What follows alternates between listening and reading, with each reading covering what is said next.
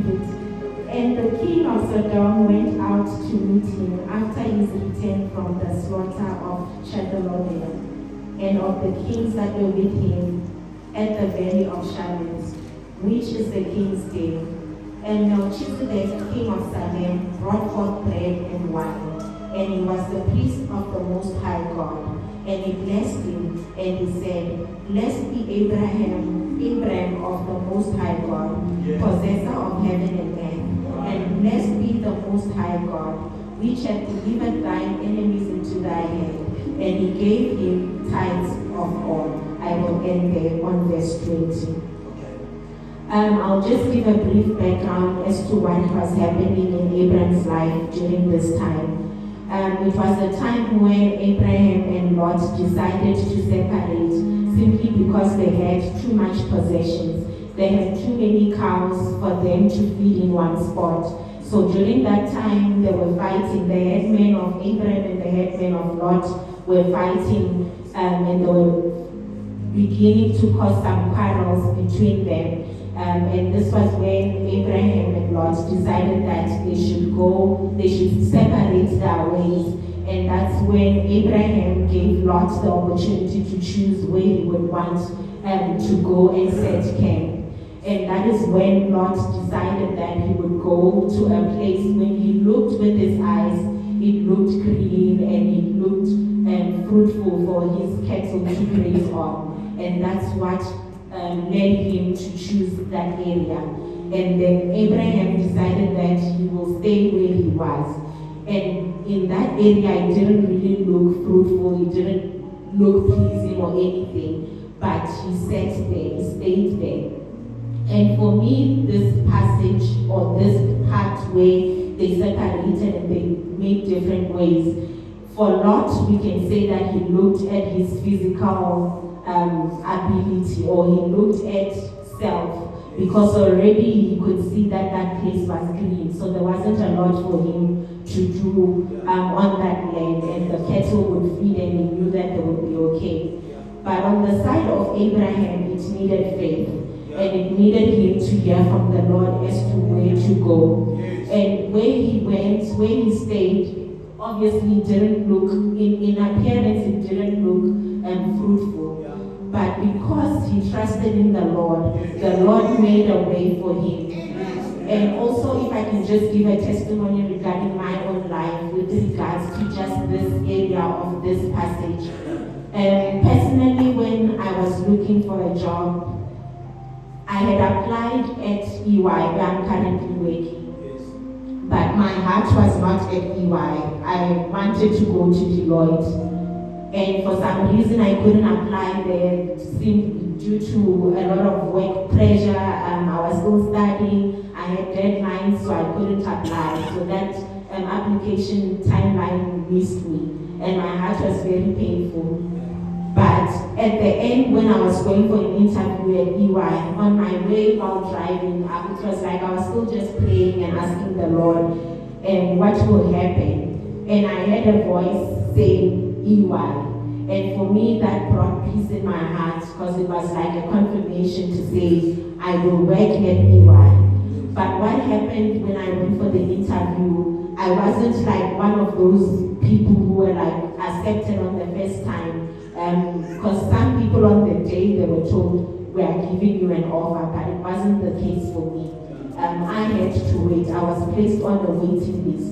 And that made my heart a bit sore, or I became doubtful from the word that the Lord had given me to say it's EY. But as time went, I had to stay on that waiting list for maybe about 2 months or so, and I was already sort of like giving up.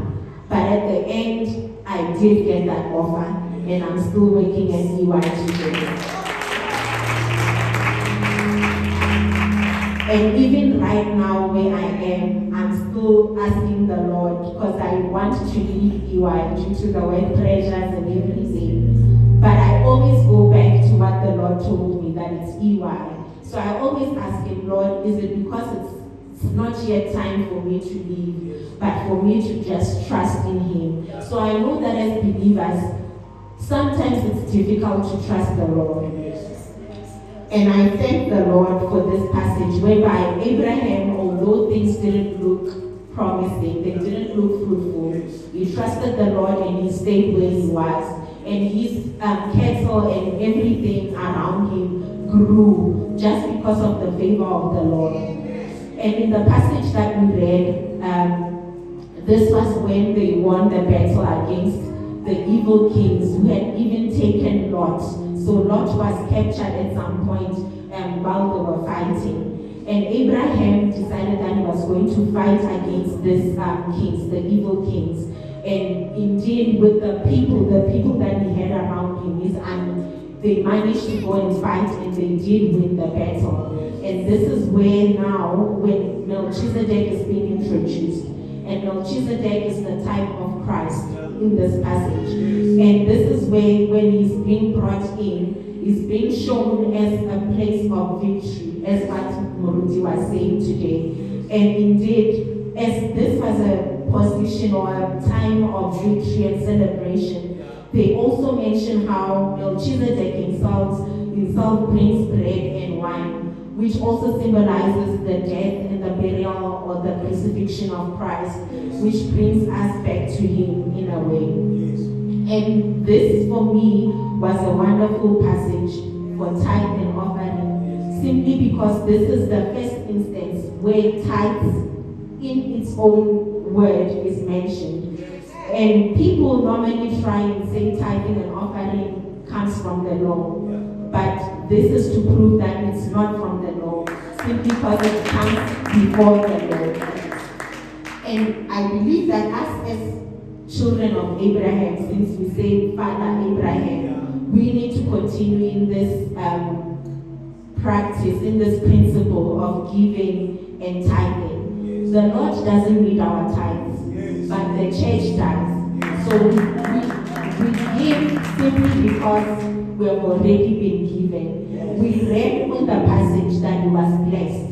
Melchizedek himself blessed him, who was a higher priest or a type of Christ in this instance, above Abraham. He blessed him. And again, it says that's when, after being blessed, that's when Abraham gave. So we give only simply because we have been given. When we have been blessed, that's when we give.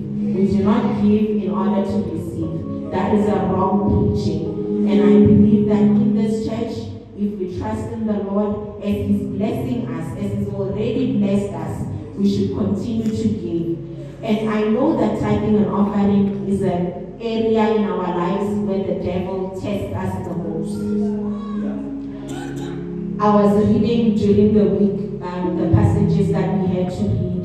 And in Matthew chapter 15, I think it was verse 25, where it mentions that they profess that they love me with their mouths and honor me with their lips, but their hearts are far from me. It was as if someone slapped me with this passage, with this verse. Simply because then I started asking the Lord, am I one of those who just profess with my lips and not with my heart? Then again, he moved me to Matthew chapter 6. I think it's verse, I'll quickly get it, verse 21, where he says, for where your treasure is, there will your heart be also. And this also touched me to say, Lord, there are so many things that we as people we love. As a person, I can put my children first and say, I'll do things for my family first before I focus on the Lord. Or I can love food to a point where when I get my salary, I need to thank myself by going to a restaurant or something. Or I can love clothes to a point where when I get my salary, it's the first thing that I do. So this passage where it says, where your treasure is, that's where your heart is. We are putting so many things in front of the Lord instead of really focusing or putting the Lord first, especially when it comes to tithes and offerings. So I just pray that the Lord may help us, that we may be truthful, we may be faithful to Him with our tithes and our offerings. Thank you.